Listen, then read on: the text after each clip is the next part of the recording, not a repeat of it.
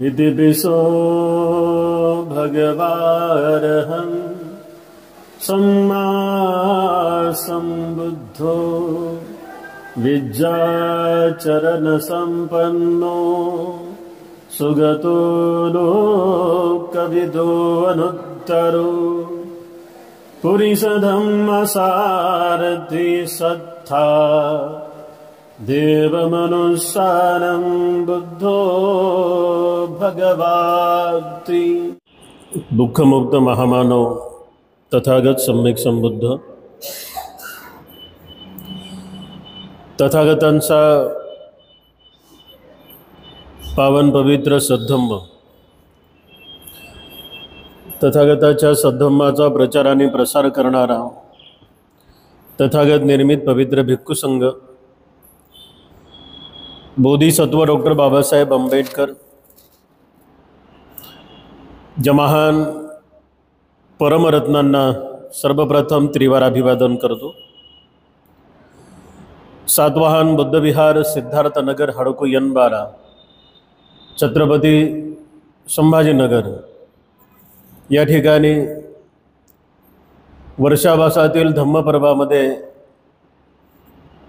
नित्यनियमाच्या धम्मसंस्कारासाठी उपस्थित आपण सर्व श्रद्धावान शील संपन्न उपासक आणि उपासिकांनो, या 7 बोधांगातील जे 5व्या क्रमांकाचं बोधांग आहे ते अतिशय महत्त्वाचं मानलं जातं। प्रशब्दी या ज्ञानाच्या अंगालाच मानसिक आणि शारीरिक शांतता असं सुद्धा म्हणतात।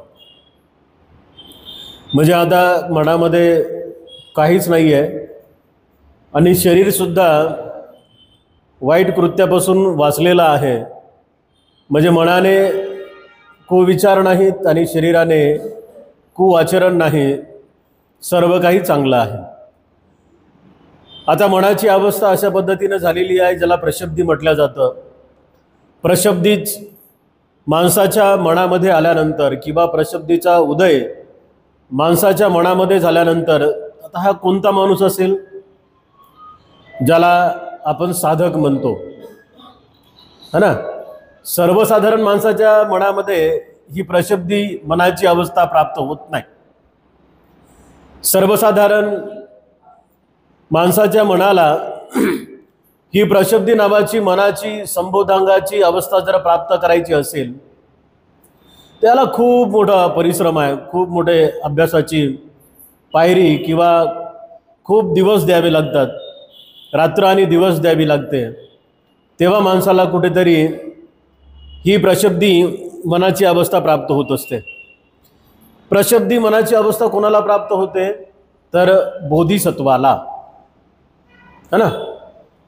बोधिसत्व या अवस्थेमध्ये प्रशब्दी नावाच्या चित्ताची अवस्था त्या बोधिसत्वाला प्राप्त होत असते। आता बोधिसत्व म्हणजे कोण की असा साधक, असा एक सत्व, असा एक साधक की येणाऱ्या काळातला तो बुद्ध आहे। येणाऱ्या काळातला कोण आहे? तो बुद्ध आहेत। आणि येणाऱ्या काळातले जे बुद्ध आहेत, बोधिसत्व आहेत आणि जे ध्यानाला बसलेले आहेत, ध्यान हे त्यांचं सुरू आहे, निरंतर समाधीचा अभ्यास सुरू आहे, निरंतर आनापानसती सुरू आहे, विपස්සना सुरू आहे।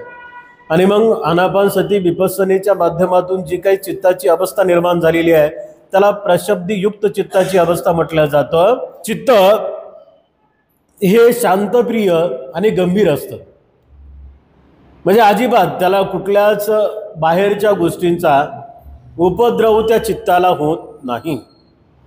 म्हणजेच बोधिसत्व जेव्हा ध्यानाला बसलेले असतात, मग त्यांच्या अंगावर मुंग्या जावो, त्यांच्या अंगावर साप जावो, त्यांच्या समोरून हत्ती जावो, त्यांच्या समोर सिंह येऊन डरकळ्या देत बसो, पण ते विचलित होत नाहीत।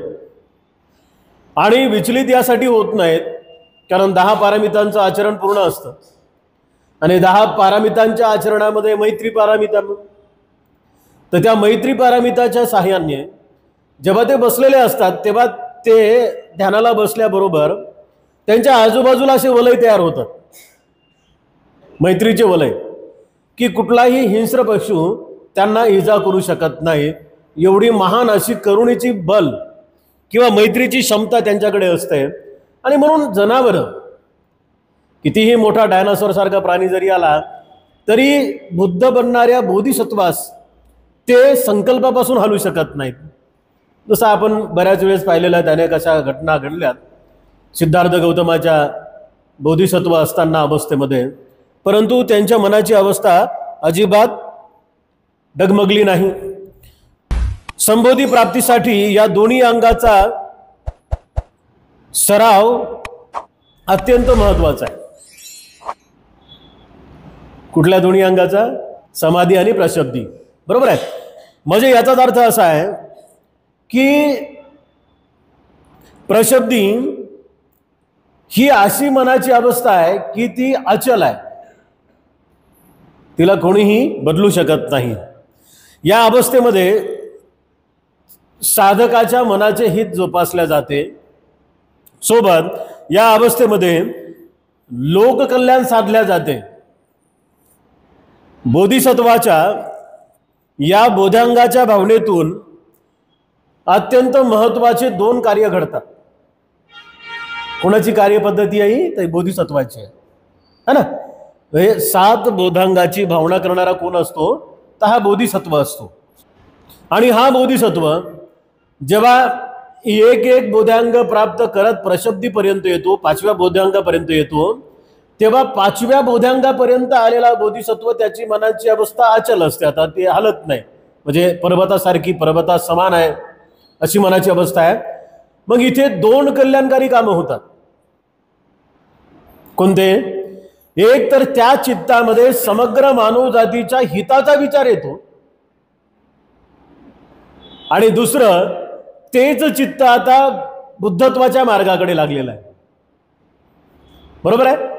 म्हणजे एक समग्र मानवजातीच्या कल्याणासाठी जे काही सत्व आहेत, किडे, मुंग्या, हत्ती, जनावर, माणसं, स्त्री, बाई, पुरुष, जे काय असतील ते, डोळ्यानं दिसणारे, डोळ्यानं न दिसणारे जे काही सत्व आहेत, जे काही प्राणी आहेत, तर या समग्र प्राणी जातीच्या विषयी त्याच्या मनात नितांत अशी करुणा असते, कारण ते बोधिसत्व आता येणाऱ्या काळातले बुद्ध आहेत, प्रयत्नशील, प्रयत्न करू लागलेले आहेत बुद्धत्वाच्या मार्गाकडे जाण्यासाठी। मग ही अवस्था कशी प्राप्त होते बरं चित्ताला? तथागत भगवान बुद्धांनी भिक्खूंना सांगितलेलं आहे की 2 महान असे कर्तव्य पार केल्यानंतर साधकाच्या चित्ताला ही अवस्था प्राप्त होत असते। मनाला जर शांत ठेवायचं असेल तर 2 गोष्टी शांत करणं फार गरजेचं आहे, एक शरीर आणि दुसरं मन, आहे ना।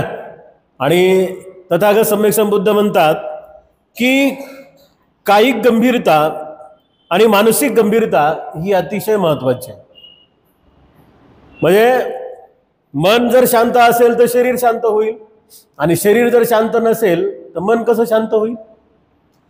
परस्पर जुळलेल्या गोष्टी आहेत, चित्कापट आपण म्हणतो ना त्या पद्धतीनं। तर मनामध्ये असे काही जर वेगवेगळे विचार असतील तर शरीर मात्र शांत बसत नाही, आणि शरीराच्या जर वेगवेगळ्या कृत्य सुरू असतील तर मन शांत राहत नाही। ध्यानाला बसलात, मन हळूहळू शांत व्हायला, शरीर साथ देत नाही, शरीर साथ देत नाही। आता शरीर जरी साथ देऊ लागलं सवय लागल्यानंतर तर मन साथ देत नाही। शरीराला आपण आवरू शकतो की नाही बाबा आता बसायचं बरं आपल्याला, पण मनाचं काय? मन तर येऊ लागलं फिरून, है ना।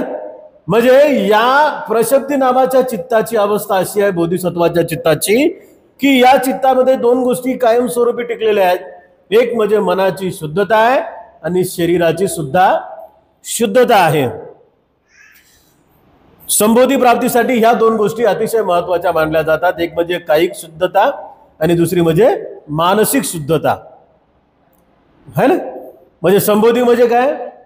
तर ज्ञानाची उच्च अशी अवस्था किंवा अशा पद्धतीचं ज्ञान की जिथे गेल्यानंतर प्रत्येक प्रश्नाचं उत्तर तुम्हाला सापडलेलं आहे, आणि पुन्हा पुन्हा तुम्ही जन्म मरण या भवचक्रामध्ये पुन्हा तुम्ही येणार नाहीत।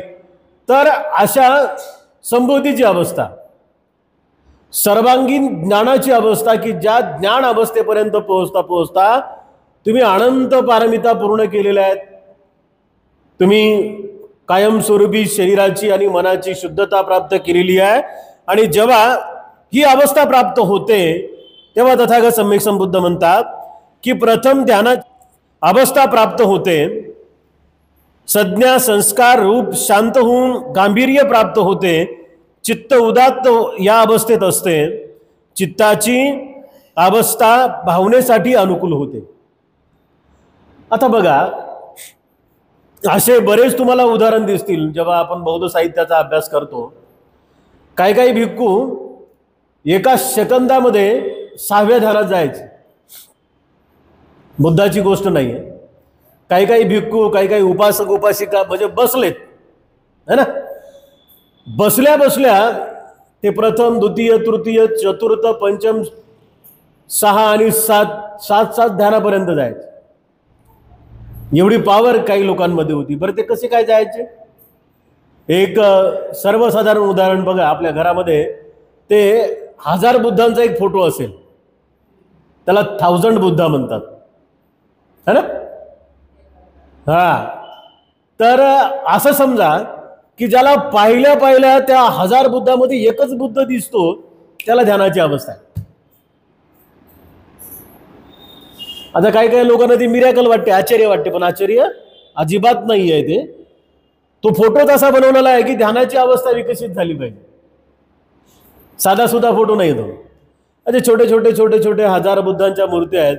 आणि जेव्हा आपण बरोबर सिस्टमॅटिकली त्या मूर्तीला पाहतो, त्या फोटोला पाहतो, ते एकच अशी आशीर्वाद मुद्रा आपल्या समोर येते है ना.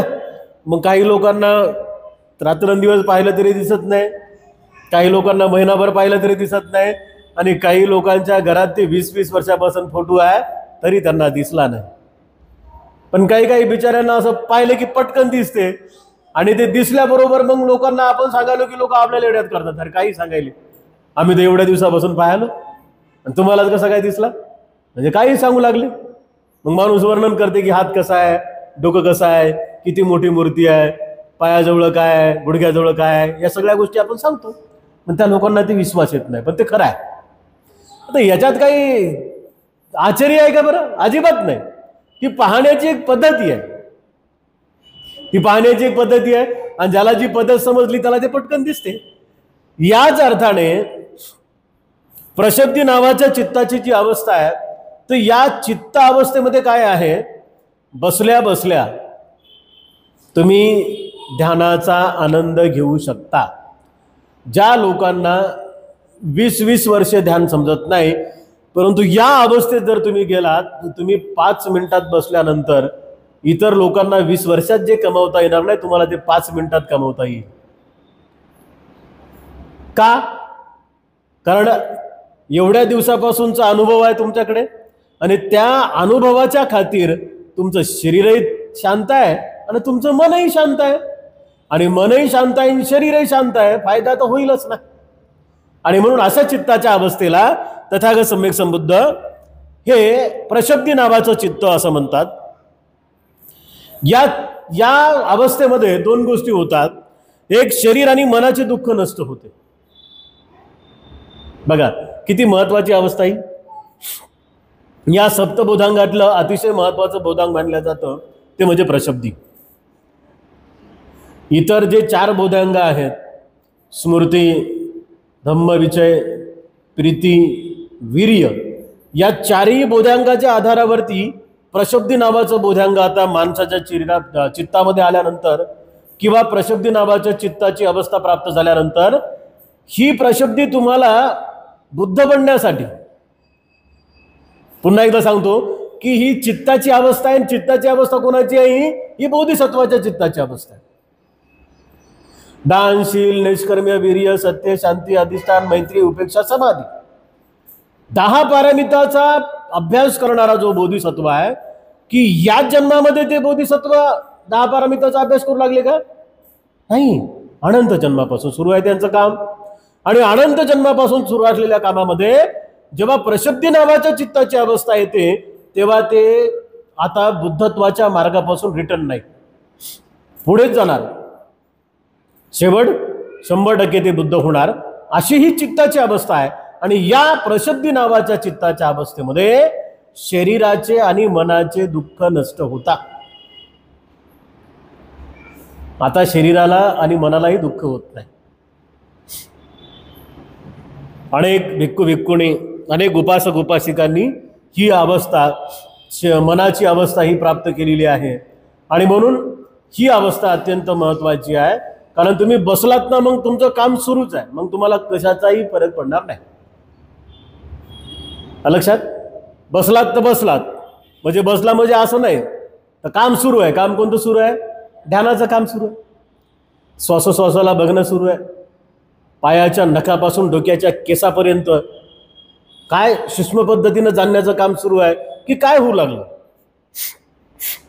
या 7 बोधांगाच्या जर भावना केल्यानंतर हे 7ही बोधांग जर चित्तामध्ये विकसित झाले ना, तर तुमच्या शरीरातल्या केसा एवढ्याल्या ज्या काही व्हेन्स आहेत, ज्याला नसा म्हणतो आपण, डोक्यामध्ये बारीक बारीक नसा आहेत, त्या बारीक बारीक नसा सुद्धा तुम्ही डोळे लावून पाहू शकता.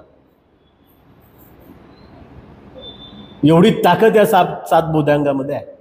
आणि बुद्धाने काय सांगितलं की माझा साधक जर मन लावून 7 दिवस या 7 बोधांगाची भावना करत असेल ना, तर त्याला श्रोतापन्न बनवण्याची गॅरंटी माझी आहे, असे तथागत सम्यक संबुद्ध म्हणतात. जर 15 दिवस करत असेल, जर महिनाभर करत असेल, जर 2 महिने करत असेल, 6 महिने करत असेल, 1 वर्ष करत असेल, 7 वर्ष जर संबोधाची भावना करत असेल, तर त्याला दुःखमुक्त करण्याची जबाबदारी माझी आहे, असं भगवान बुद्ध म्हणतात. किती पावर असेल या 7 गोष्टीमध्ये. त्यामुळे प्रशुद्धी नावाच्या चित्ताची ही अवस्था माणसाला खूप सुख आणि समाधान प्राप्त करून देत असते. प्रशुद्धीमध्ये मिथ्या दृष्टीचा नाश होतो. ध्यानाच्या स्वरूपातील मिथ्या भावना नष्ट होतात. काय काय होऊ लागलं बघा. एक तर लोककल्याणाचा विचार आहे आणि संबुद्धाकडे वाटचाल आहे, संबोधीकडे वाटचाल आहे. दुसरं काय होऊ लागलं, शरीर आणि मनाचे दुःख नष्ट झालेले आहे. संबोधाची जी काय भावना आहे, जी काय ज्ञानाची प्राप्ती आहे, त्याच्यामध्ये शरीर आणि मनाचे दुःखही नष्ट झालेत. आता अत्यंत महत्त्वाचा एक फायदा याच्यामध्ये असा आहे की मिथ्या दृष्टीचा नाश होतो. ध्यानाच्या संदर्भात ज्या काही मिथ्या दृष्टी असतात, ध्यानाच्या संदर्भातल्या मिथ्या दृष्टी. आता 2 प्रकारचं ध्यान आहे ना. एक ध्यान आहे शुभ ध्यान, एक ध्यान आहे अशुभ ध्यान. 2 प्रकारची समाधी आहे ना. एक आहे अशुद्ध समाधी आणि दुसरी आहे सम्यक समाधी. सम्यक स्मृती, सम्यक व्यायाम या 2 गोष्टीचा वापर करून मनाला एकत्रित करण्यात जेव्हा समाधीची अवस्था प्राप्त होते त्याला कुशल समाधी म्हटलं जातं. उदाहरणार्थ, आपण एखाद्या नदीकाठी गेलो ना, तर नदीकाठी बगळा दिसतो आपल्याला, है ना. बगळा दिसतो. बगळा त्या दगडावरती असा बरोबर निशाणा लावून असते, पाण्यात पाहते आणि त्याच्या टप्प्यात ती मासोळी आली रे आली की ती लगेच चोच घालते आणि माशी काढून घेते. इतर वेळेस ते असं काय धावपळ करत नाही, हालचाल करत नाही. त्याची बरोबर शक्ती त्याला माहित आहे की माझी चोच कुठपर्यंत जाते आणि मी कशा पद्धतीने तिला घेऊ शकतो, अशा पद्धतीनं. आणि ती त्याच्या बरोबर रेंजमध्ये आली की तो पटकन उचलतो आणि खाऊन घेतो. आता हा बगळा किंवा हा पक्षी सुद्धा तिथे समाधीलाच बसलेला आहे. त्याची सुद्धा तिथे समाधी सुरू आहे. पण ती समाधी कशी आहे? वाईट समाधी आहे बिचारायची ती. भलेही त्या समाधीने त्याचं पोट भरत असेल, परंतु ती समाधी चांगली नाही ना. तर त्या चित्ताच्या अवस्थेला सुद्धा समाधीची चित्ताची अवस्था म्हटले जाते, पण ती समाधी कुशल नाही आहे. इकडे कुशल समाधी आहे, ती अकुशल समाधी आहे, इकडे कुशल समाधी आहे. मग बुद्धांनी शिकवलेल्या साधनेच्या संदर्भामध्ये जे काही मिथ्या दृष्टी आमच्या मनात असते, शंका असेल, कोणीतरी काहीतरी सांगितलेलं असेल. बघा, एक पुस्तक आलं होतं समाजामध्ये, त्या पुस्तकाचं नाव होतं डॉक्टर बाबासाहेब आंबेडकरांनी विपश्यना नाकारली. की समाजामध्ये साहित्यिक असतील, प्रवचनकार असतील किंवा आपल्याला शिकवणारे जे लोक असतील, त्या विचारांना ते जर समजलं नाही ना तर तुम्हालाही शिकता येणार नाही.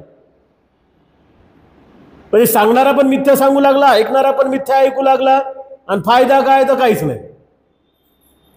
सांगणाऱ्यालाही फायदा नाही, ऐकणाऱ्याला फायदा नाही. दोन्ही बाबतीत जर दोघांनाही फायदा होत नसेल तर एक तर सांगणारा बरोबर नाही, नाही तर ऐकणारा बरोबर नाही. दोनच गोष्टी आहेत ना. तिसरी गोष्ट आणखी एक आहे की ज्यांनी लिहून ठेवलं तो बरोबर नाही. म्हणजे याचाच अर्थ असा आहे की बुद्धानं जी काही विपස්සना शिकवली, जी काही साधना शिकवली, जी काही समाधी शिकवली, विपස්සनेच्या संदर्भामध्ये किंतु परंतु जे काही माणसाच्या मनामध्ये असतं ना ते आता इथे प्रशब्दी चित्ताच्या अवस्थेमध्ये संपूर्ण काही नष्ट झालेलं असते. आता किंतु परंतु नाही, म्हणजे सरळ सरळ मार्ग मोकळा झालेला आहे आणि प्रत्यक्षामध्ये अनुभवाद्वारे ते समजून घेतलेलं आहे, कारण प्रशब्दी चित्ताची अवस्था प्राप्त झालेली आहे. म्हणजे याचाच अर्थ असा आहे की विपස්සनेच्या संदर्भामध्ये एकही प्रश्न आता आमच्या मनामध्ये राहत नाही. या चित्ताच्या अवस्थेमध्ये बऱ्याच लोकांना आम्ही सांगतो की जाना ध्यान करायला, 10 दिवस जाना इगतपुरीला, या ना बुद्ध विहारात. बऱ्याच लोक आम्हाला म्हणतात की बंदीजी काय होते म्हणे शांत बसून, काय मिळते म्हणे, काय मिळत नाही म्हणे. विहारात ध्यानाला येऊन बसणारा उपासक उपासिका भिक्खू भिक्खुणी हा साधा सुद्धा नसतोच, कारण बुद्धाने या संपूर्ण लोकांच्या पुढे साधक लावलेला आहे, साधक.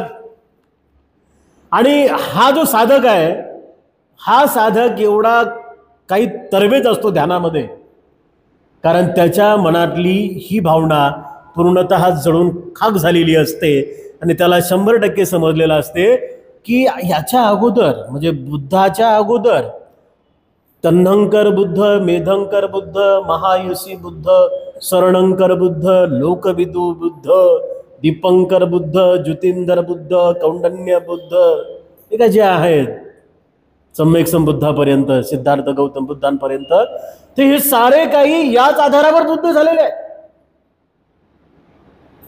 काळ वेगळा असेल, कुळ वेगळा असेल, पण आधार एकच आहे, ध्यान.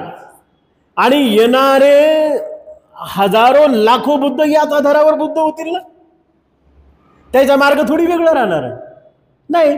म्हणजे तुम्हाला आम्हाला जे काही सुख समाधान आणि आरोग्य मिळणार आहे किंवा ध्यानाची गुढी जी चाकायची आहे ना, त्याला शाश्वत स्वरूपातला हाच मार्ग आहे, दुसरा मार्गच कोणता नाही.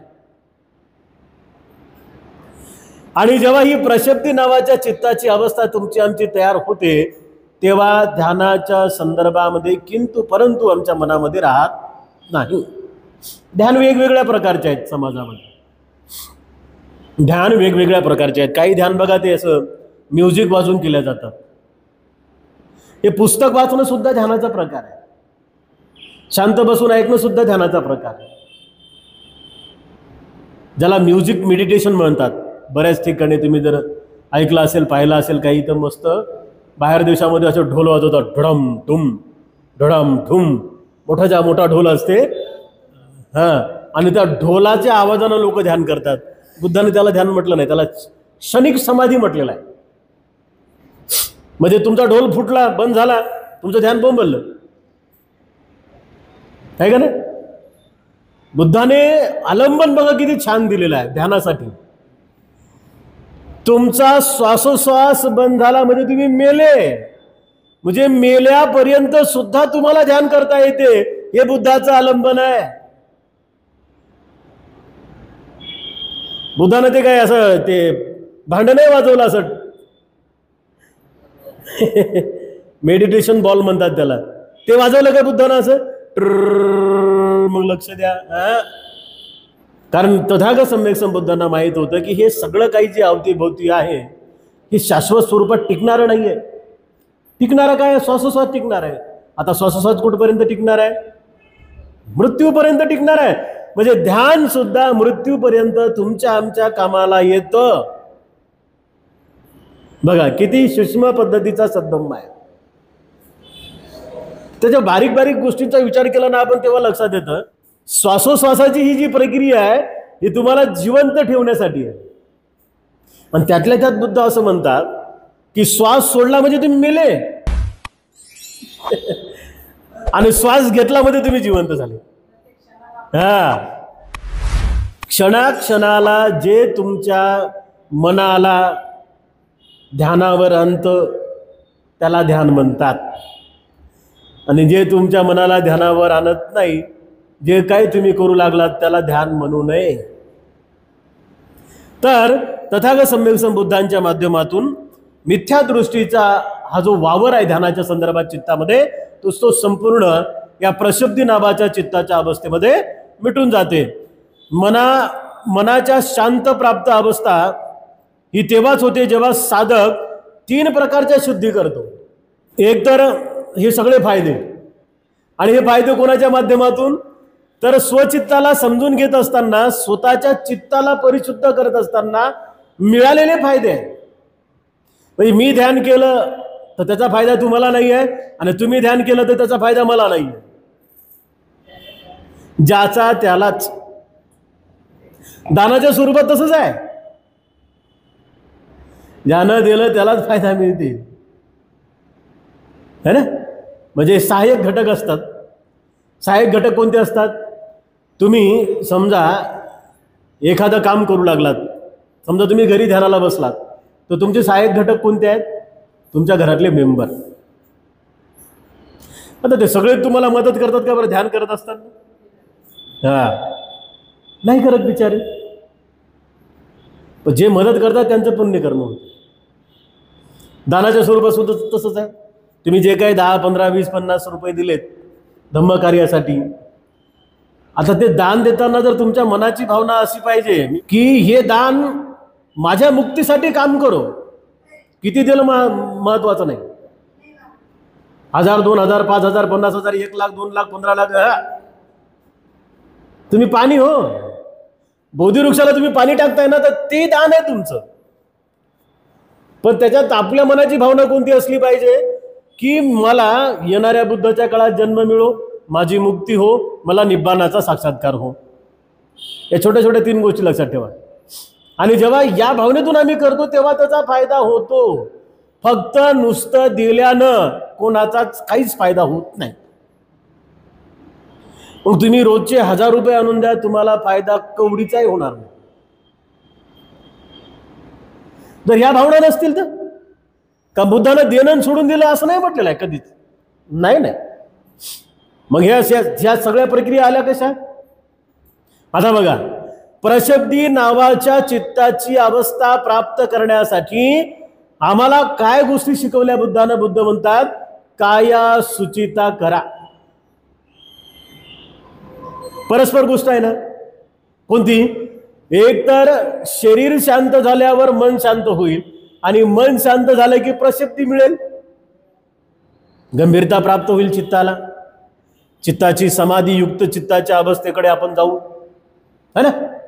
तर म्हणून तथागत सम्यक संबुद्धांनी सांगितलं की काया शुचिता आणि वाणी शुचिता अत्यंत महत्वाची आहे. बुद्धांनी त्यांचा धम्म वाचत असताना तथागत सम्यक संबुद्धांनी सांगितलेल्या या 3 सुचिता बाबासाहेबांनी स्वतः, डॉक्टर बाबासाहेब आंबेडकर लिखित भगवान बुद्धाने त्यांचा धम्म या ग्रंथामध्ये त्यांनी आणलेल्या आहेत. काया सुचिता म्हणजेच कायेचे अकुशल कर्म न करणे. बऱ्याच वेळेस आपण वाचलेलं आहे की कायाची शुद्धता आपण कशी करायची आहे. सरळ सरळ आहे ना की कायेनं आपण काय काय करतो ते चांगलं करणे.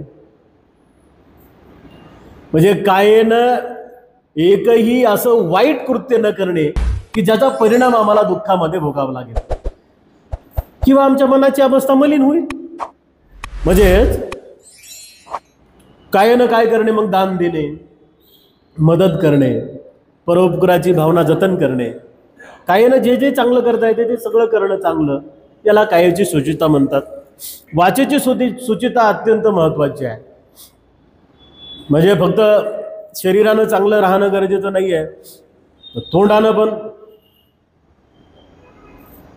आणि तोंड जर ताब्यात असलं तर मग शरीर ताब्यात राहते. आणि तोंड ताब्यात नसलं की मग शरीर ताब्यात राहत नाही, है ना.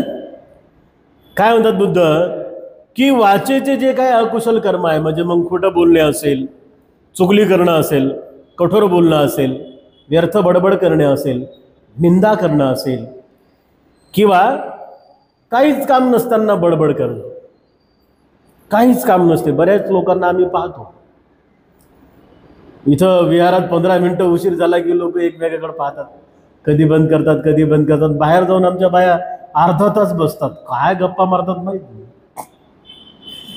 इथं 15 मिनिटं बसत नाहीत माय, उशीर झाला तिथं अर्धा तास.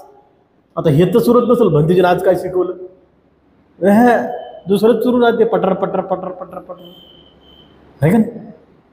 तर त्याला काय म्हटलेलं आहे, ते काय कामाचं नाही आहे, एनर्जी वाहायला चालली. आणि ती एनर्जी वाहायला जात असताना मिळालं काय, काहीच मिळालं नाही. धम्माच्या कार्यामध्ये एनर्जी वाहायला गेली पाहिजे, चांगलं बोलण्यामध्ये एनर्जी व्हायला गेली पाहिजे, साधना करण्यामध्ये एनर्जी व्हायला गेली पाहिजे. त्यातल्या त्यात आपल्या वाचेची शुद्धता करण्यासाठी आपण आपली एनर्जी व्हायला घातली पाहिजे. वाचेची शुद्धता करणे. बुद्धाने काय सांगितलं माहिती आहे का, साधक लोकांनी, हे 7ही विषय साधक लोकांसाठीच आहेत. आता आपण ध्यानाचे वर्ग वाढवलेले आहेत म्हणून हे तुम्हाला मी वारंवार सांगण्याचा प्रयत्न करतो. लक्षात. साधकासाठी बुद्ध काय म्हणतात, साधक बघा, तुम्ही आता कुठल्याही साधक ट्रेनिंग सेंटरला गेलात ना तुम्ही, धुळ्याचा असेल, औरंगाबादचा असेल, इगतपुरीचा असेल, कोणत्याही ट्रेनिंग सेंटरला गेल्यानंतर तिथं लिहिलेलं असते की शांततेचं पालन करा, आर्य मौन पालन करा, है ना. आपण ती सवय हळूहळू लावण्याचा प्रयत्न करतो इथे पण विहारात की आर्य मौनचं पालन करा. बघा, म्हणजे आर्य मौन याचा अर्थ काय की जे कामाचं नाही ते बोलूच नका, आणि तुम्हालाही विचारू नका आणि इतरांनाही विचारू नका. तोंडाला कुलूप, बिलकुल चिकट टेप बांधून ठेवायचा 10 दिवस. आता 10 दिवस या जिभेला आराम म्हणजे काय साधी गोष्ट नाही बाबा बाबा बाबा बाबा. नवरा बायकोनं जर ही जीभ सांभाळून घेतली ना, बिचाऱ्यांचे भांडत होत नाही, है ना. आणि साधकाकडे ती क्वालिटी आहे, साधकाकडे ती क्वालिटी आहे. आता काही साधकांना बिचाऱ्यांना ते समजत नाही. 50-50 शिबिरं करणारे लोक आहेत, परंतु तरी त्यांना ते समजलं नाही आहे. आणि काल परवाचं एखादं गेलेलं पोरग जे तपलंय तिथे 10 दिवसात, त्याला ते समजलं. प्रॅक्टिसचा प्रॉब्लेम आहे, सरावाचा प्रॉब्लेम आहे, समजून घेण्याचा प्रॉब्लेम आहे.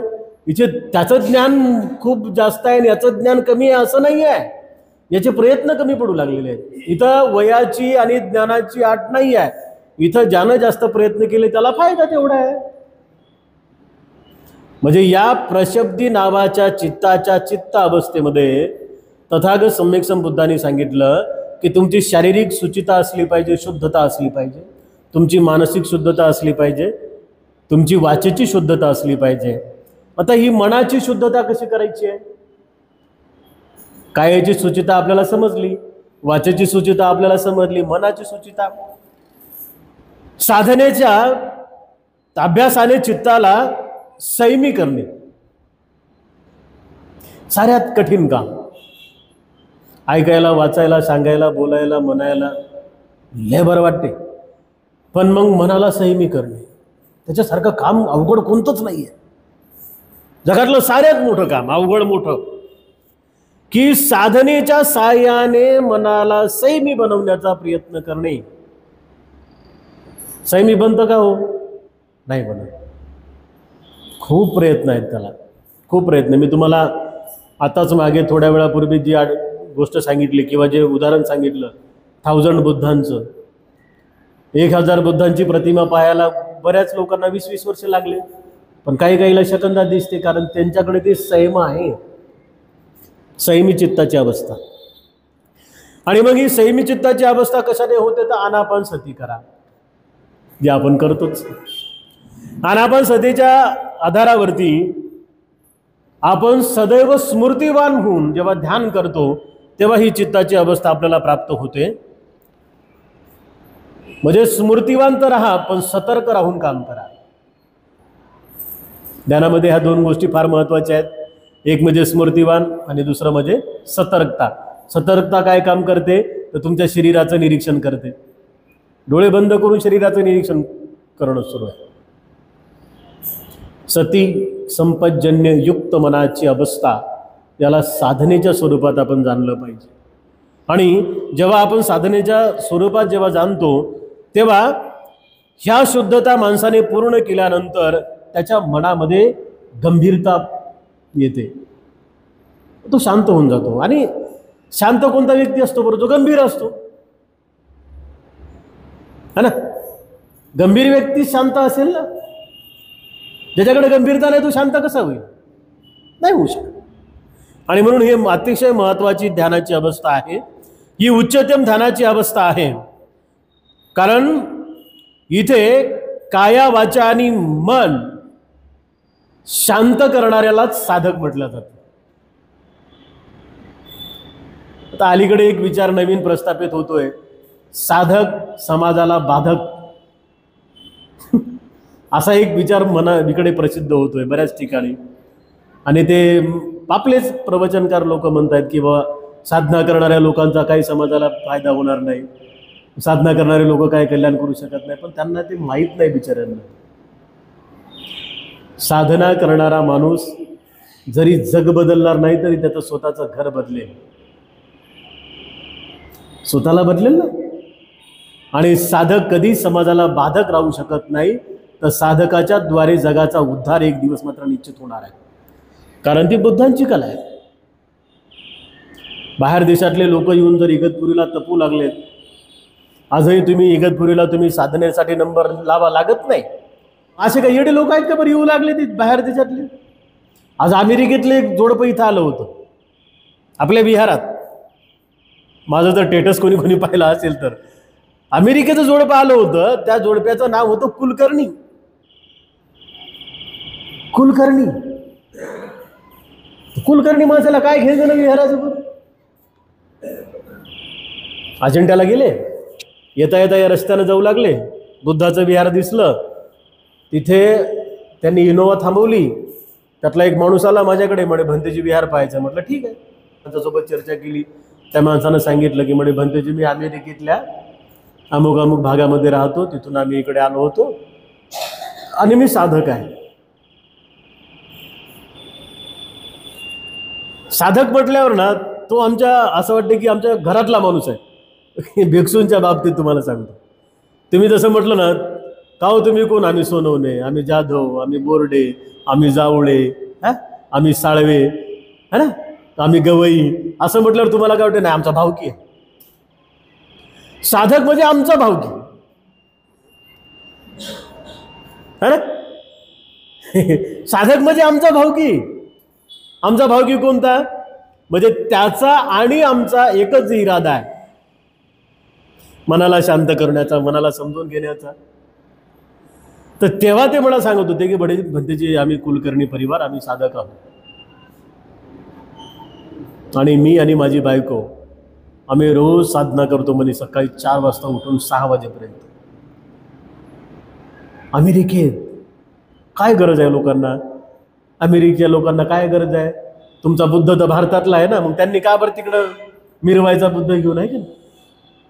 पण ही जी कला आहे, ही कला माणसाच्या मनाला शांत, संयमी आणि जीवनाला सुरक्षित करणारी कला आहे.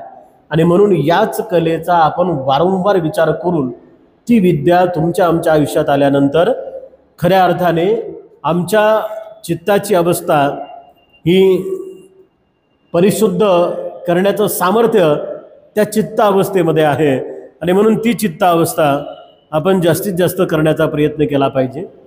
उपस्थित उपासक आणि उपासिकांनो, तथागतांनी जे काही 7 बोधांग सांगितलेले आहेत, त्या 7 बोधांगातली ही प्रशब्दी नावाच्या चित्ताची अवस्था आहे की जिथे 100% शरीर आणि मन दोघंही शांत आहे.